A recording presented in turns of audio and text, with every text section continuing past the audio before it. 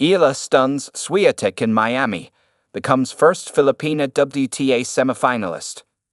Teenage wildcard Alexandra Eala turned in the most remarkable performance so far of her history-making breakout run at the Miami Open, ousting number 2 seed Iga Swiatek 6-2, 7-5 to make the first WTA semifinal of her career. Eala overturned a 4-2 deficit in the second set. "I'm in complete disbelief right now. I'm on cloud 9, a breathless Eala said in her on-court interview.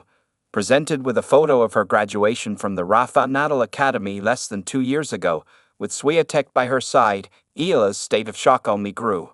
"It's so surreal," she said. "I feel like I'm the exact same person as I was in that photo. But of course, circumstances have changed. I'm so happy and so blessed to be able to compete with such a player on this stage. My coach told me to run, to go for every ball, to take all the opportunities I can, because a 5-time slam champion is not going to give you the win." What are the key stats behind Eala's seismic upset? Eala, 19, is the first player from the Philippines to reach a tour-level semifinal, and is now guaranteed to become the first Filipina to be ranked inside the top 100 of the PIF WTA rankings next Monday. She is the third wildcard to reach the last 4 in Miami, following Justine Henin in 2010 and Victoria Azarenka in 2018, both of whom were former world number 1s returning from extended breaks. Number 140 ranked Eala, whose run this fortnight has also included wins over Jelena Ostapenko and Madison Keys, is just the second wildcard to defeat 3 or more Grand Slam champions in a single tour-level event, following Elina Svitolina at Wimbledon 2023.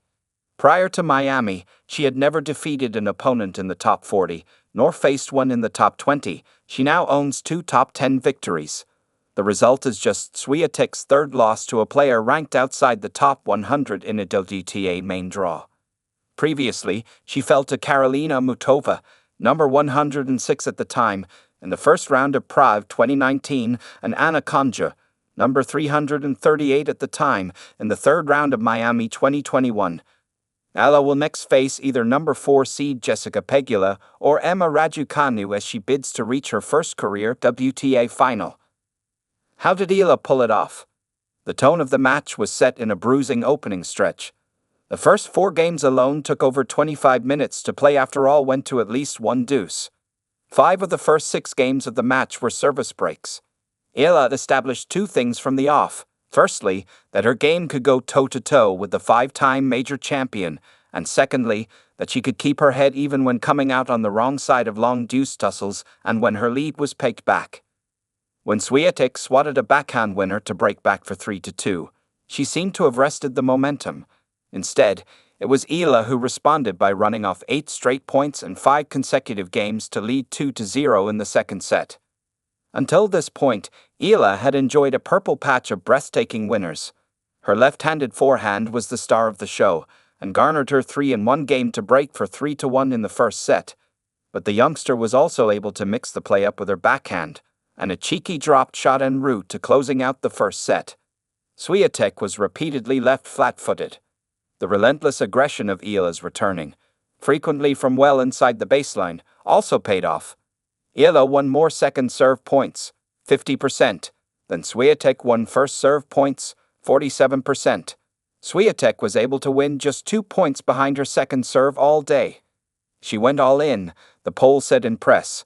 She made these returns in and pretty long, and so it wasn't easy to hit it back. She was pretty loosened up and just went for it. At 2-0 in the second set, Eala double faulted, and then Swiatek pulled off her best shot of the day, a forehand sizzler crosscourt. She held for the first time in the next game, and the 2022 champion ran off 4 straight games of her own to lead 4-2, but she was unable to sustain that form. Having tallied 19 unforced errors in the first set, Swiatek contributed a further 13 in the second set. But whereas Eala's consistency and depth had played a role in eliciting those mistakes early on, the back half of the second set saw rallies become shorter and more ragged. Swiatek also failed to serve the set out at 5-4 and collapsed in the final game of the match with a trio of wild forehand errors.